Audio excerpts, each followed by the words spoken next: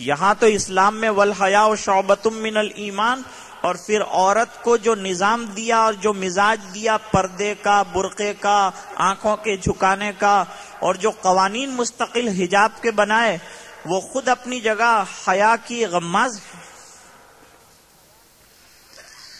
پردہ کیا ہے؟ عورت کی حفاظت اور اس کی عفت اور پاک دامنی کے لیے ایک بہترین قلعہ ہے۔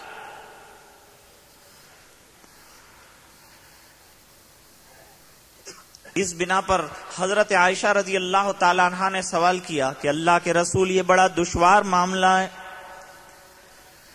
جب روز محشر تمام لوگ اٹھیں گے اور عریان اٹھیں گے، جسم پر لباس نہیں ہوگا، مرد بھی اٹھیں گے، عورتیں بھی اٹھیں گی، ہو سکتا ہے ایک دوسرے کے اوپر نظر پڑ جائے، بڑی شرمساری، بڑی ندامت کا معاملہ ہوگا۔ یہ تو بہت ہی ڈرنے کی بات ہو گئی کہ عریان اٹھیں گے، ایک دوسرے پر نظر پڑے گی تو کیا ہوگا۔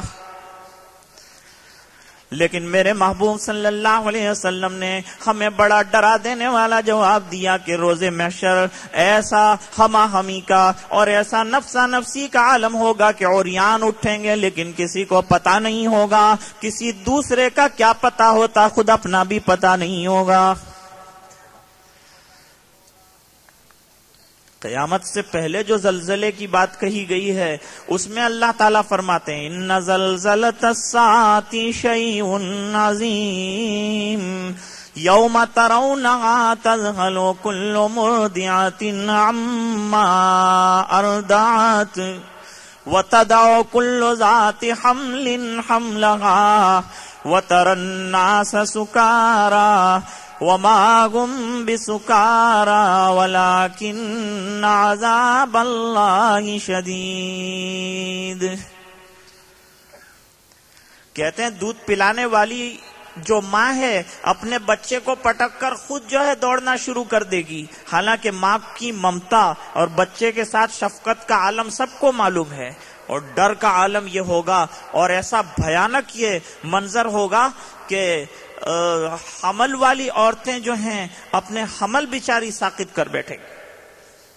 اللہ تعالی ہم سب کی حفاظت فرماتے ہیں کہ اللہ پر بھروسے کو دیکھو، حضرت ابراہیم علیہ الصلاۃ والسلام کے، اور یقین جازم کو دیکھو۔ ہم تو خالی بات کرتے ہیں، ان کی یہاں حقیقت ہے۔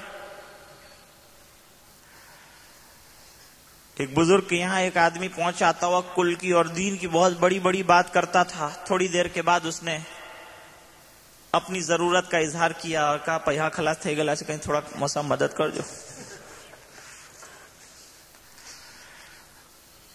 تو پھر یہ بات یاد آ گئی، اے کہ صبرت نیستج فرزند و زن صبر کے داری زب الظلمنن۔ ارے عورت سے بچوں سے تو صبر ہو نہیں سکتا، تو پھر رب ظلمنن سے کیا تو صبر کر بیٹھے گا؟ اے کہ صبرت نیست دنیا دو صبر کے داری نعم الماہدو۔ بہت پتے کی بات شعراء کرام فرماتے ہیں، اور اسی وجہ سے لوگوں نے یہ تفسیر خاص طور سے بیان کی ہے کہ دنیا کس کا نام ہے جس کو برا سمجھا جا رہا ہے؟ دنیا کسے کہتے ہیں؟ مال کو یا اولاد کو، اس کا نام دنیا نہیں رکھا، فرمایا جو چیز اللہ کی یاد سے غافل کرے وہ دنیا ہے۔ چیست دنیا از خدا غافل بودن نئے قماشو نقرو فرزند و زن۔ فرماتے دنیا نام ہے اللہ سے غفلت کا، مال بھی ہو، اولاد بھی ہو، اور سب ساز و سامان بھی ہو، لیکن انسان اللہ کو ہر وقت یاد رکھ رہا ہو تو نہیں کہا جائے گا کہ یہ دنیا دار ہے۔ چیست دنیا از خدا غافل بودن، قماش و نقرہ و فرزند و زن. فرزند و زن، سونا چاندی، اس کا نام دنیا نہیں ہے. یوں فرمایا اللہ سے غفلت کا نام، جو چیز اللہ کی یاد سے غفلت میں ڈالے اس کا نام ہے دنیا. ایک بزرگ پہنچے کسی کے یہاں، دیکھا کہ لاکھوں کا کاروبار کر رہے ہیں، لیکن جب دل پر غور کیا تو کہا کہ یہ آدمی لاکھوں کے کاروبار کے باوجود اللہ کی یاد سے اس کا دل غافل نہیں. بہت بڑی بات ہے.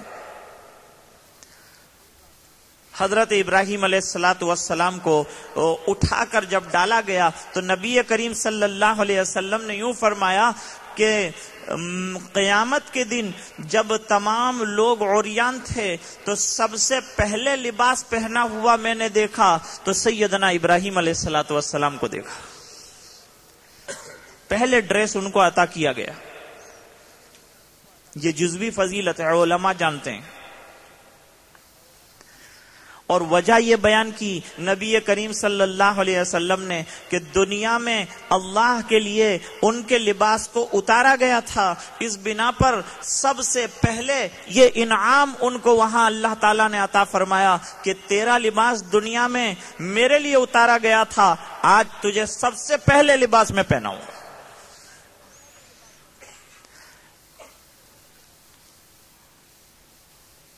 اور پھر لباس اندر ملا کیا، یہ آگ جو باغ بنی تو یوں فرمایا حضرت جبریل علیہ الصلوۃ والسلام کو فوری طور پر حکم جاری کیا گیا کہ جاؤ ہمارے ایک بندے کو وہاں آگ میں ڈالا جا رہا ہے، جنت کا ایک ڈریس لے کے پہنچو. جنت کا لباس لے کر کے حضرت ابراہیم علیہ الصلوۃ والسلام کے پاس حضرت جبریل علیہ السلام آئے. جبریل علیہ الصلوۃ والسلام سے سوال کیا تھا کہ اچھا جبریل یہ بتاؤ کہ آپ کو کبھی بہت ارجنٹ آرڈر ملا ہو اللہ کی طرف سے اور فوراً آپ کو دنیا میں جانا پڑا ہو، ایسے کچھ واقعات ہیں؟ تو کہا ایک تو موقع یہ ہے کہ حضرت ابراہیم علیہ السلام کو جب آگ میں ڈالا جا رہا تھا تو اسی وقت مجھے حکم ہوا کہ وہ ڈالے جائیں اس سے پہلے پہنچ جاؤ اور جا کر کے ہماری طرف سے یہ پروپوزل پیش کرو. وہاں حضرت ابراہیم علیہ الصلوۃ والسلام کے سامنے حضرت جبریل علیہ الصلوۃ والسلام نے اللہ کا یہ پیغام پہنچایا اور یہ بات پہنچائی کہ میں اللہ کی طرف سے آیا ہوں اور یہ آپ کو پوچھنا چاہتا ہوں کہ آگ میں آپ کو ڈالا جا رہا ہے، آپ چاہیں تو یہ آگ اٹھا کر ان کے گھروں میں پہنچا دیں جنہوں نے جلائی ہے. آپ کیا چاہتے ہیں؟ حضرت ابراہیم علیہ الصلوۃ والسلام نے سوال کیا کہ یہ جلائی کس نے ہے؟ کہا نمرود نے. نمرود کے دل میں بات کیسے آئی؟ تو کہا وہ تو اس کا دل بھی اللہ ہی کی طرف سے بنایا ہوا ہے. تو معلوم ہوا کہ ادھر حکم رب جلیل ہے تو پھر ادھر جو ہے رضائے خلیل ہے. بس ڈالا جاؤں، یہ امتحان ہے میرا، اب کامیاب کرنا نہ کرنا اللہ کا کام ہے، لہذا چھوڑ دو مجھے اپنے حال پر. اور پھر اٹھا کر حضرت ابراہیم علیہ الصلوۃ والسلام کو وہ جنتی لباس پہنا کر ڈالا گیا. یہ ڈریس اور یہ کرتا اور یہ گاؤن حضرت ابراہیم علیہ الصلوۃ والسلام کے پاس ہمیشہ محفوظ رہا، یہاں تک کہ تعویذ بنا کر ان کی نسل در نسل چلتا رہا. اور حضرت یوسف علیہ الصلوۃ والسلام کے گلے میں یہ اس وقت تھا جب انہیں کنویں میں ڈالا گیا. حضرت جبریل علیہ الصلوۃ والسلام نے فرمایا ایک وہ موقع تھا کہ جب بھائیوں نے حسد میں آ کر